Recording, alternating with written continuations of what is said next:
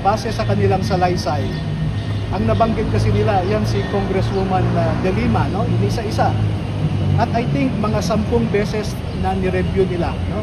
Every week, bumabalik ako sa kanila, binibigyan ko sila ng draft, etc. Ngayon, si Congresswoman Laila De Lima ay nakikita kasi na nakikipagtulong sa Unit Town 8 sa Polo Club Townhouse sa Forbes Park. At yung mga pumirma sa affidavit, sila kasi yung naghahanda ng pera, sila yung nagdadala, sila rin yung nagpapantay, no? At bago ang meeting, dinadala sa loob ng meeting place. At makikita nila na yung bitbit nilang mga bagahe na may pera, paglabas ng mga nagmi-meeting doon ay bitbit na rin nila ang kaparehong paper bag o kaleta man yan. At isa si Congresswoman Laila De Lima na nakita nila mismo, eyewitness, na nagdala ng paper bag na may salapi sa loob.